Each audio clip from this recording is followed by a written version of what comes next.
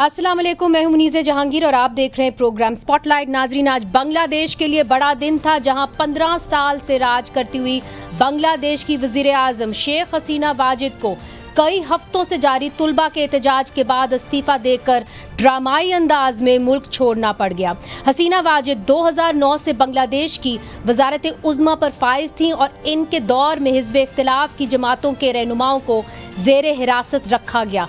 इस साल जनवरी में इनकी जमात ने मुसलसल चौथी मरतबा मुतनाज़े इलेक्शन जीता। बांग्लादेश की सबसे बड़ी अपोजिशन जमात ने इन इंतखाबात का बॉयकॉट भी किया था। शेख हसीना की हुकूमत का खात्मा तुलबा की जानिब से कोटा सिस्टम के खिलाफ एहतजाज की वजह हुआ। शेख हसीना की हुकूमत ने तुलबा से बातचीत के बजाय इन पर ताकत का इस्तेमाल किया, जिसके नतीजे में तकरीबन 300 से ज़्यादा लोग मारे गए हैं। आज भी बांग्लादेश के कई इलाकों में इंटरनेट सर्विसेज बंद रहीं। कुछ अहम साबिक फ़ौजी अफसरान ने भी तुलबा की तहरीक को सपोर्ट किया और मुजाहिरीन की जबरी गुमशुदगियाँ, मावरा अदालत कत्ल और तशद्दुद की मजम्मत की। दूसरी तरफ नाजरीन, आज पाकिस्तान में DGISPR ने अहम प्रेस कॉन्फ्रेंस करते हुए बलोच यकजहती कमेटी और इसकी क़ियादत को दहशत गर्दों की प्रॉक्सी करार दिया है। ये बलोच यकजहती कमेटी और इसकी नाम नेहाद लीडरशिप दहशतगर्द तंजीमों और क्रिमिनल माफियाज की एक प्रॉक्सी है। It is nothing more than that. और इसका काम ये है, इस प्रॉक्सी को एक काम मिला है। वो काम ये मिला है कि जो कानून नाफिज करने वाले इदारे, जो एजेंसीज दहशतगर्दी के खिलाफ, क्रिमिनल माफिया और इलीगल स्पेक्ट्रम स्मगलर्स और भत्ताखोरों के खिलाफ काम कर रहे हैं, उनको बदनाम किया जाए, उनके खिलाफ प्रोपेगेंडा किया जाए। और यही वो तमाशा है जिसको आपने पिछले चंद दिनों में ग्वादर में देखा, जिसका नाम राजी मुची था। जबकि ग्वादर में धरना पर बैठे बलोच यकजहती कमेटी ये इल्ज़ामात लगाती है कि रियासती तशद्दुद से इनके 3 कारकुन हलाक और कई ज़ख्मी हो चुके हैं, लेकिन हम 2 अफराद की हलाकत की आज़ादाना तौर पर तस्दीक इसलिए नहीं कर सकते चूँकि बलूचिस्तान के अक्सर मुकामात पर पिछले कई दिनों से इंटरनेट मोबाइल सर्विसेज बंद थीं। इन तमाम मौज़ूआत पर बात करने के लिए हमारे साथ मौजूद हैं डॉक्टर अब्दुल मालिक बलोच साहब, साबिक वज़ीर आला बलूचिस्तान। हमारे साथ तशरीफ़ रखते हैं जनाब खुर्रम दस्तगीर साहब, सीनियर रहनुमा हैं पाकिस्तान मुस्लिम लीग नून के और साबिक वफाकी वज़ीर ख़ारजा, दिफ़ा और तजारत भी वो रह चुके हैं। और हमारे साथ हैं सादिक इमरानी साहब, क्वेटा से सीनियर रहनुमा हैं पाकिस्तान पीपल्स पार्टी और सूबाई वज़ीर हैं ज़राअत बलूचिस्तान। सबसे पहले मालिक बलोच साहब, आपकी जानिब आती हूँ, चूँकि आप बरे सग़ीर के एक बड़े ज़ीरक सियासतदान हैं। आप बांग्लादेश में मामलात को किस तरफ जाते हुए देख रहे हैं? What is next for Bangladesh? क्या आपको लगता है कि वहाँ पे फिर से इंतखाबात होंगे या फ़ौज काबिज़ हो जाएगी? देखिए मोहतरमा, जहाँ कहीं पे भी आवाम की राय का गला घूंटा जाएगा,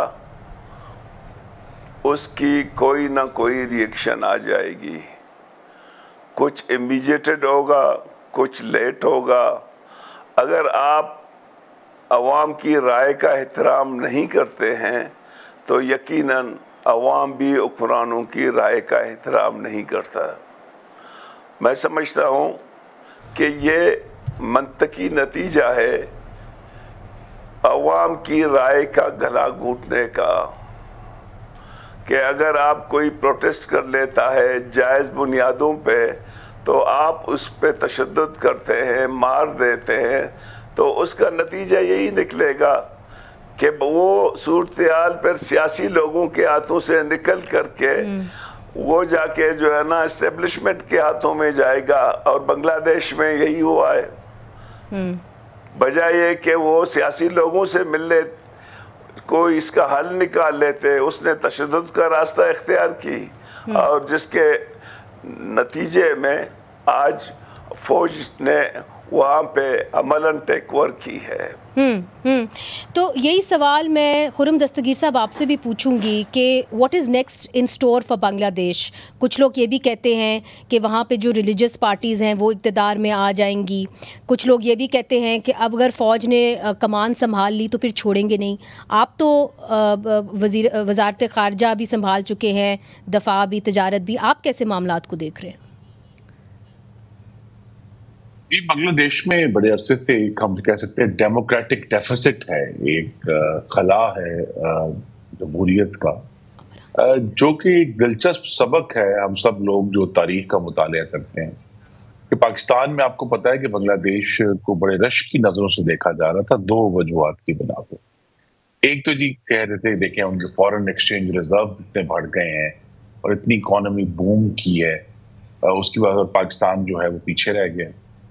دوسرا, بڑے عرصے سے ہم ایک بنگلہ دیش ماڈل کی خبریں سن رہے تھے جس میں کہا گیا تھا کہ جمہوریت کو ختم کر کے کوئی ٹیکنوکریٹس کی حکومت بنائی جائے گی سپریم کورٹ کے ذریعے. لیکن یہ ثابت ہوا ہے کہ چاہے وہاں جتنے مرضی فارن ایکسچینج ریزروز ہوں اور جتنا مرضی جو ہے وہ یہ ٹیکنوکریٹس کا معاملہ بڑھے, انہوں نے اس کا تجربہ بھی کیا کچھ دیر کے لیے, لیکن بہرحال جب تک ایک پارٹیسپیٹوری حکومت نہیں بنتی جس میں عوام کو یہ محسوس ہو کہ ان کی آواز سنی گئی ہے, تو پھر وقت کے ساتھ ساتھ جو غم و غصہ ہے وہ بڑھتا گیا. اور پھر یہ جو پروٹیسٹ تھیں یہ کوئی براہ راست حکومت مخالف نہیں تھی, لیکن یہ کوٹا سسٹم کے اوپر تھی, آپ نے بھی اپنے ناظرین کو بتایا.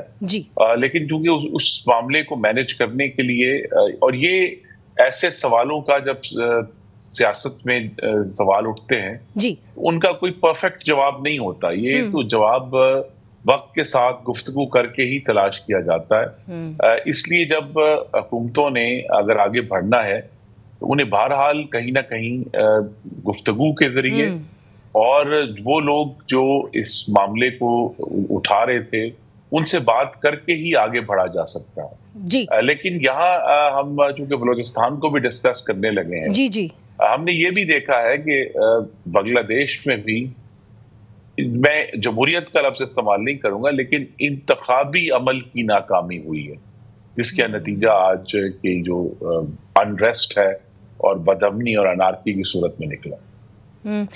آپ نے بڑی ایک اہم بات کی, ایک طریقے سے اشارہ کیا, اور مالک بلوچ صاحب اور میرا خیال ہے خرم دستگیر صاحب, صادق عمرانی صاحب دونوں ایک ہی بات کر رہے ہیں, اور وہ یہ کہہ رہے ہیں جب سیاسی مسائل کا حل آپ مذاکرات میں نہیں ڈھونڈیں گے اور سیاسی مذاکرات میں نہیں ڈھونڈیں گے اور گولی کا آپ سہارا لیں گے تو پھر معاملات مزید بگڑ جائیں گے, جس طرح کہ ہم نے بنگلہ دیش میں دیکھا.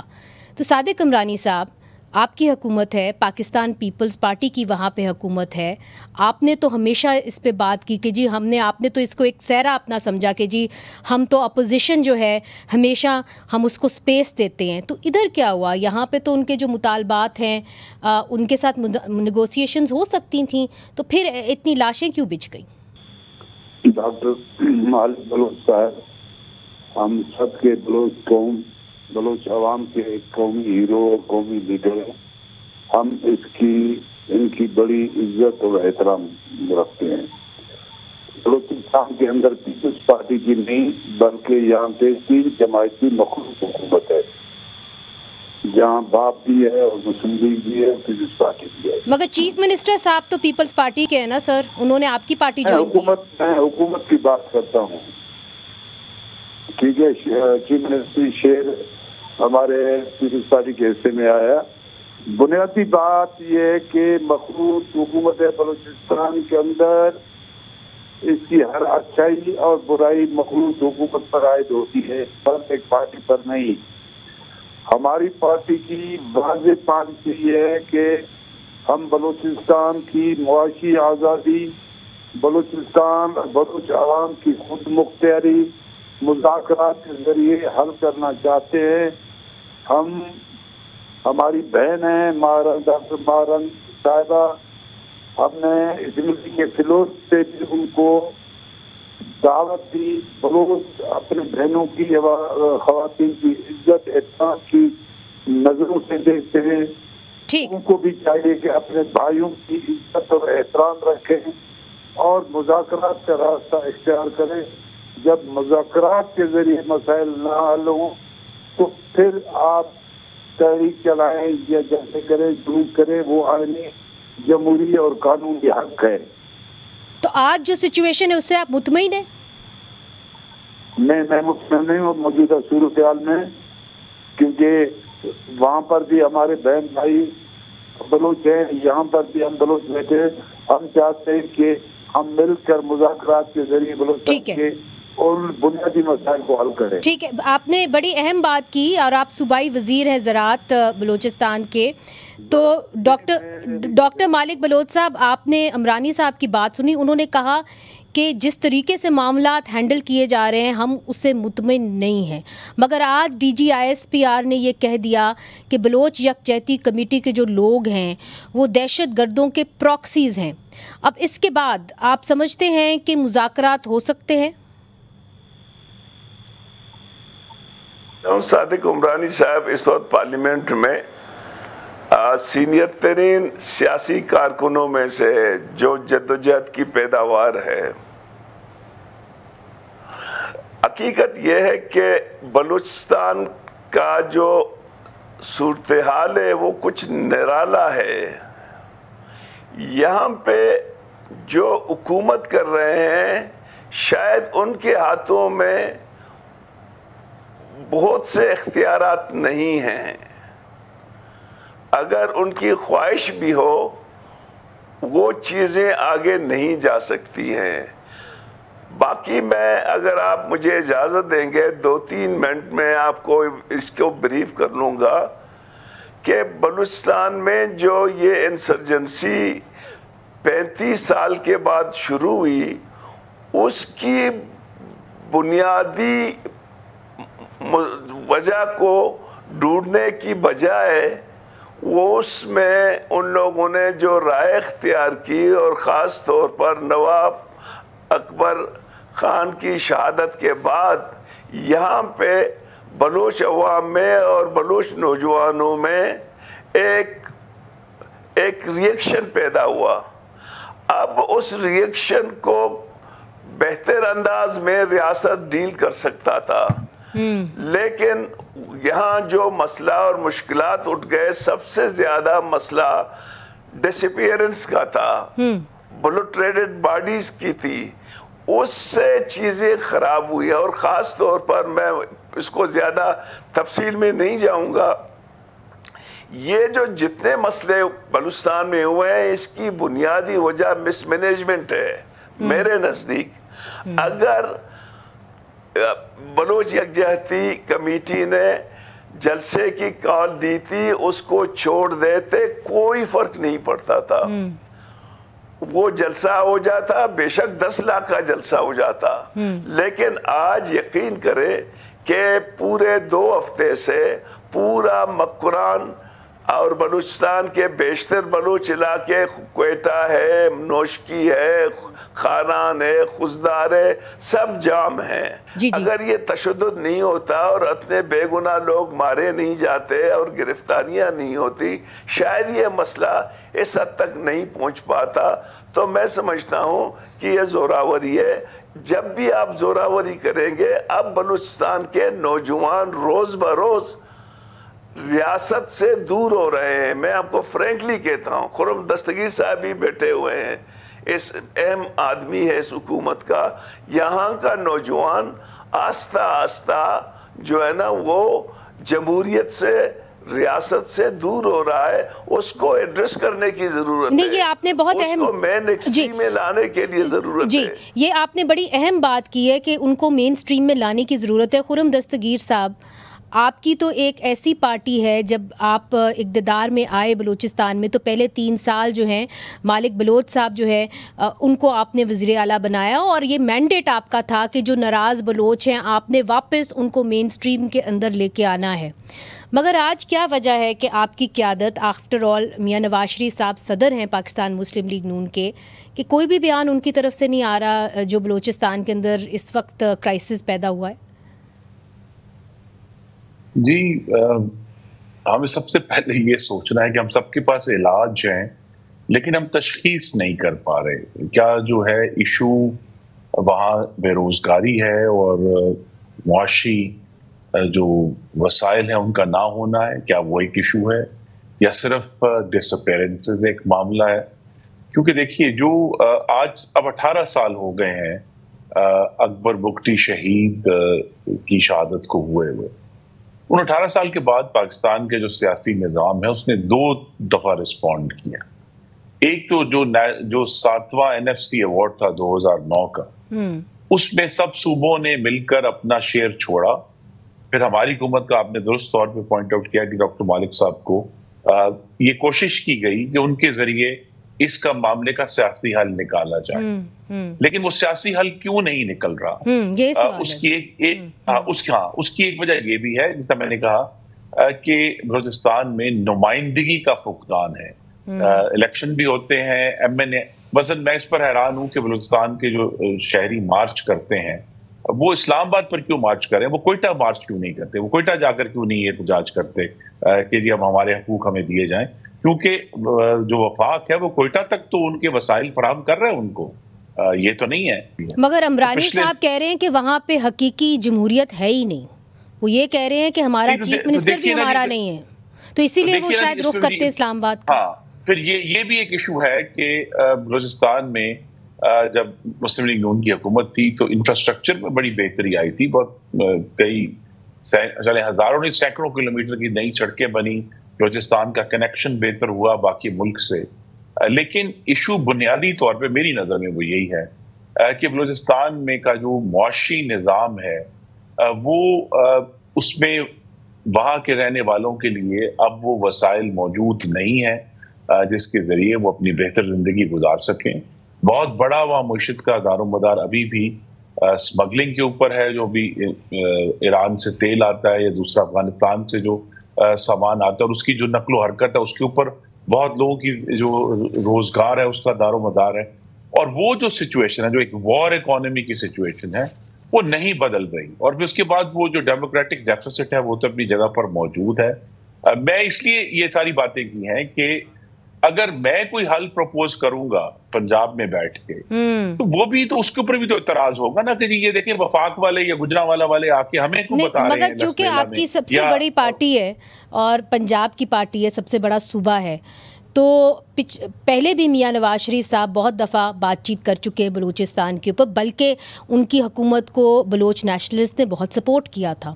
تو اسی لیے یہ ایکسپیکٹ کیا جاتا ہے کہ جب آج ایک کرائسس ہے تو وہ ایک نیشنل لیڈر ہیں، وہ بھی کوئی اپنی آواز بلند کریں گے، کوئی حل دیں گے، کوئی سمت جو ہے اس حل تو بڑا واضح ہے کہ یہ بات کی جائے کہ بلوچستان کو جب اگر مین اسٹریم میں آنا ہے تو پھر ہم سب بلوچستان جو یکجہتی کمیٹی ہے اس کے بارے میں ہمیں جو بھی رائے ہو، لیکن جب وہ مکس ہو جائے گا ان کا جو احتجاج ہے اس چیز سے کہ گوادر ایئرپورٹ کا افتتاح ہونے والا ہے اور کچھ لوگ اس کو پھر اس کا یہ رنگ دیں گے کہ وہ گوادر ایئرپورٹ کا افتتاح نہیں ہونے دینا چاہتے اور اس کو روکنا چاہتے ہیں. اور اس گوادر ایئرپورٹ کو روکنے میں اب یہ بھی ایک حقیقت ہے کہ بلوچستان میں بیرونی طاقتیں جو ہیں ان کا عمل دخل ہے، ہندوستان کا عمل دخل ہے. اگر آپ کو یاد ہو تو کلبھوشن یادو کو کہاں سے پکڑا گیا تھا اور کہاں سے اس کو جو ہے وہ، تو یہ سارے ایشوز اب گڈ مڈ ہو گئے ہیں. لیکن میں جو اگر خلاصہ کرنا چاہوں کہ یہ ٹھیک ہے کہ اسلام آباد کو بھی اس میں اپنا قدم اٹھانا ہے، لیکن جتنا حل اسلام آباد میں ہے اتنا ہی حل کوئٹہ میں بھی ہے. اور برابر اگر یہ دونوں ساتھ چلیں گے، کیونکہ یہ سب لوگ جو نمائندے ہیں، چلیں نمائندے درست صحیح ہے جیسے بھی ہیں، نمائندے کوئٹہ میں موجود ہیں، اسلام آباد میں MNA موجود ہیں، تو جتنا حل اسلام آباد میں ہے اتنا کوئٹہ میں بھی ہے. اور اگر پچھلے 15 سالوں میں جب سے NFC ہوا ہے ہزاروں ارب روپے کے ڈیولپمنٹ کے پروجیکٹس ہوئے ہیں، تو بلوچستان کے حالات میں وہ تبدیلی کیوں نہیں ہے؟ اس کا جواب اسلام آباد نہیں کوئٹہ نے دینا ہے. اچھا، یہ جو آپ نے سوال کیا ہے یہ بہت ایک اہم سوال ہے کہ بلوچستان کے مسئلے کا حل ہمیشہ اسلام آباد میں کیوں ڈھونڈا جاتا ہے، کوئٹہ میں کیوں نہیں ڈھونڈا جاتا. اس کے اوپر بات کریں گے، یہ بات سامنے رکھیں گے عمرانی صاحب کے سامنے اور مالک بلوچ صاحب کے سامنے وقفے کے بعد.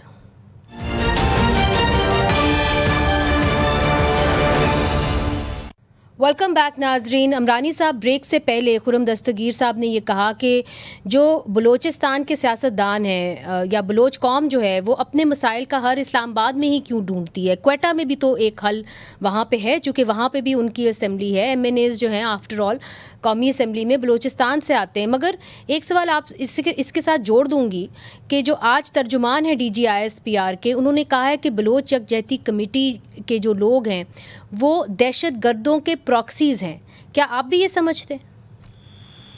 دیکھیں، ہم تو سیاسی لوگ ہیں، ہم تو چاہتے ہیں کہ بلوچستان کے बाशऊर बलोच कौम है, हम पूर्व पाकिस्तानी हैं। पाकिस्तान के दायरे के अंदर रहते हुए हम इस मुल्क को मजबूत मुस्तहकम पार्लिमानी निज़ाम चाहते हैं और यहाँ की आवाम की मुआशी आज़ादी चाहते हैं।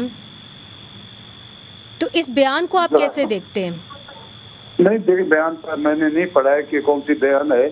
जब मैं पढ़ लूंगा, जी देख लेंगे तो उससे जरूर तबसरा करेंगे। जी अमरानी साहब, चूँकि आप एक सीनियर वज़ीर हैं, जो मुतालबात बलोच यकजहती कमेटी ने किए हैं कि जो उनकी वो कहते हैं कि जो लोग हलाक हुए हैं और उनके जो FIRs हैं वो सिक्योरिटी एजेंसीज़ के ख़िलाफ़ वो कहते हैं आप दर्ज करें। वो कहते हैं कि हमारा जो मुज़ाहरा है उसको आप डिस्टर्ब ना करें। जो उनके मज़ीद मुतालबात हैं उनको मानने में कोई मसला हो रहा है आपको, या आप समझते हैं कि वो नाजायज़ है?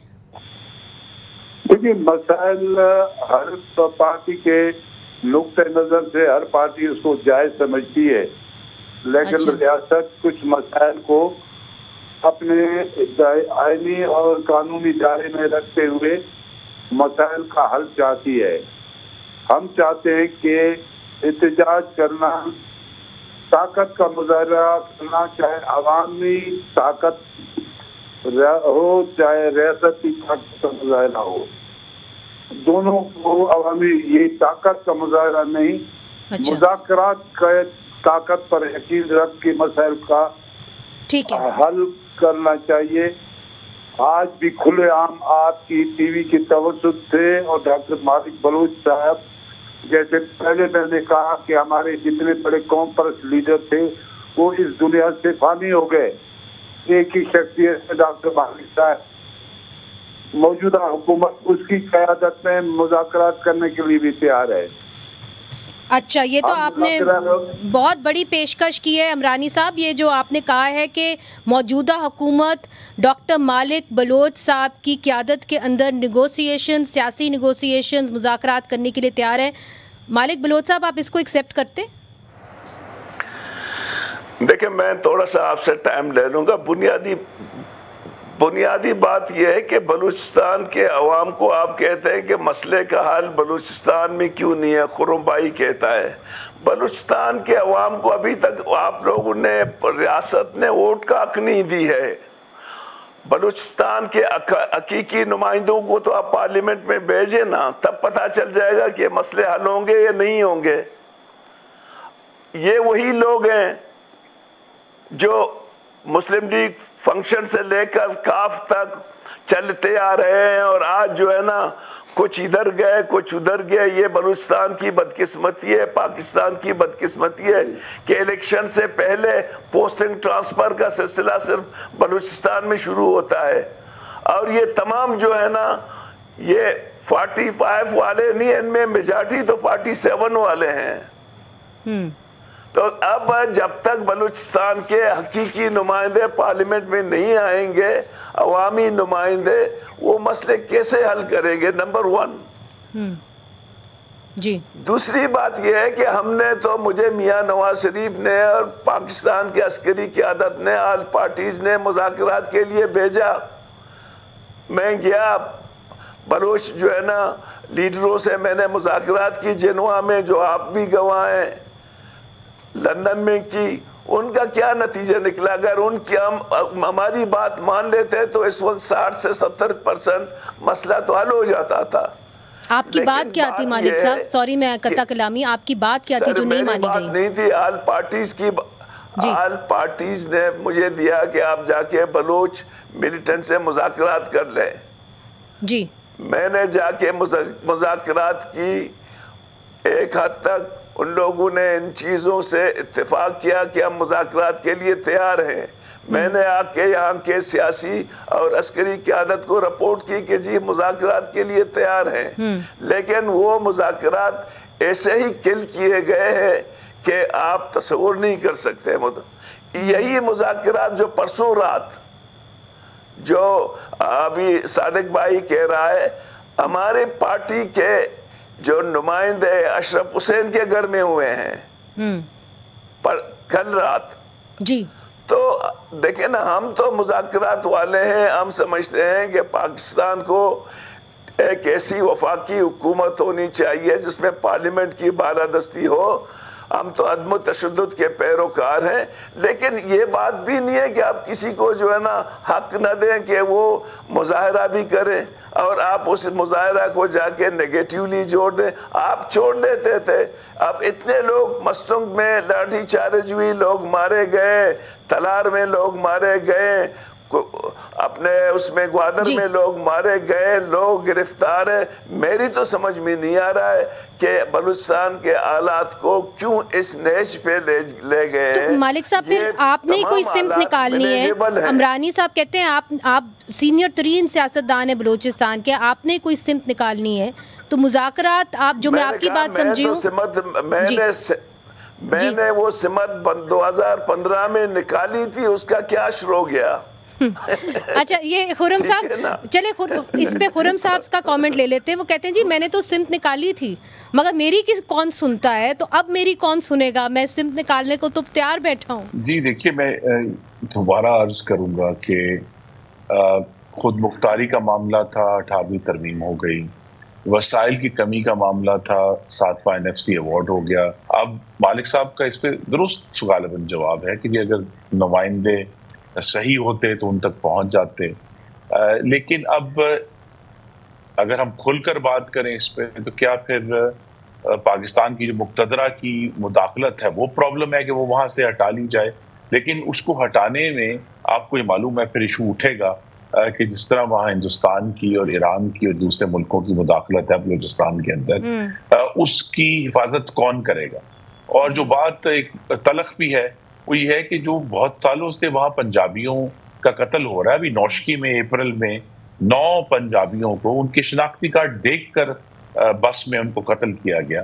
یہ کون کر رہے ہیں لوگ یہ، اور وہ کیا چاہتے ہیں کہ اگر بلوچستان میں پے در پہ مختلف طریقوں سے انفراسٹرکچر کے اوپر حملے ہوتے ہیں جس پر اس ملک کا اربوں کا سرمایہ خرچ ہوتا ہے، تو کیا یہ جو پنجابیوں کو قتل کرنے والے اور انفراسٹرکچر کو تباہ کرنے والے یہ لوگ اپنے حقوق کا مطالبہ کر رہے ہیں؟ تو بڑے گمبھیر سوالات ہیں، اور میں کسی ایک گروپ کو جو ہے اس کا مورد الزام نہیں چاہیے. مگر کرنٹ کرائسس کا حل کہاں ہے خرم صاحب؟ کرنٹ کرائسس کا حل کہاں ہے؟ جی میں پھر یہ کہوں گا کہ میرا انسٹنکٹ تو یہی ہے کہ بجائے یہ کہ کوئی اسلام آباد سے جا کر کوئی حل سوچ کر بتائے، ہاں یہ حل کوئٹہ سے ہی آئے گا. ایک چھوٹا سا وقفہ شامل کرتے ہیں، پھر حاضر ہوتے ہیں. ویلکم بیک ناظرین، سپاٹ لائٹ ہے آج بلوچستان پر. صادق صاحب، آپ نے کہہ دیا کہ جی ہم لوگ مذاکرات کا رستہ، چونکہ میں سیاستدان ہوں اور آپ یقیناً زیرک سیاستدان ہیں بلوچستان کے، آپ نے کہا کہ ہم چاہیں گے کہ مالک بلوچ صاحب ہماری جو ہے رہنمائی کریں. انہوں نے کہا کہ جب میں نے رہنمائی کی میں نے پیچھے مڑ کے دیکھا تو کوئی کھڑا ہی نہیں ہوا تھا. تو وہ اب آپ کیا تجویز کرتے ہیں؟ آپ سینئر ترین سیاستدان ہیں کہ اب کیا ہونا چاہیے؟ آپ کیا تجویز کریں گے اپنی ہی حکومت کو جو بلوچستان میں بیٹھی ہے؟ کہ اپنی حکومت کی ترجمانی تو میں، ان کا ترجمان تو کوئی اور ہے. میں ایک سیاسی کارکن ہوں، ایک سیاسی کارکن کی حیثیت سے اور پیپلز پارٹی کے سینٹرل کمیٹی کا رکن ہوں. ہم امن چاہتے ہیں، مذاکرات چاہتے ہیں.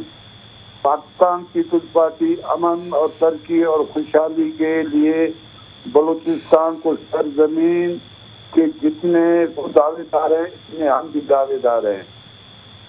ہم چاہتے ہیں کہ آئیں، مذاکرات کے لیے بیٹھیں اور ایک ڈاکٹر مالک صاحب یا ہمارے بزرگ بلوچ جو پٹھان پختون ہو وہ ایک ثالثی کردار ادا کریں حکومت اور بلوچ یکجہتی کمیٹی کے درمیان، کیونکہ یہی ڈیمانڈ ہے جو آج بلوچ یکجہتی والے کر رہے ہیں. یہی ڈیمانڈ ڈاکٹر مالک کی پارٹی یا دوسرے بلوچ قوم پرست کرتے آئے ہیں. صادق عمرانی صاحب، کیا آپ سرفراز بگٹی صاحب کو ڈسون کرتے ہیں؟ نہیں، ہمارے وہ چیف منسٹر صاحب ہیں. تو ان کا کیا رول ہوگا؟ اس کا رول جو ہم کہہ رہے ہیں وہ بھی امن چاہتے ہیں، مذاکرات چاہتے ہیں، بلوچستان کے اندر ترقی چاہتے ہیں. وہ کبھی نہیں چاہتے کہ بھئی مذاکرات نہ ہو، بلوچستان ترقی نہ کرے.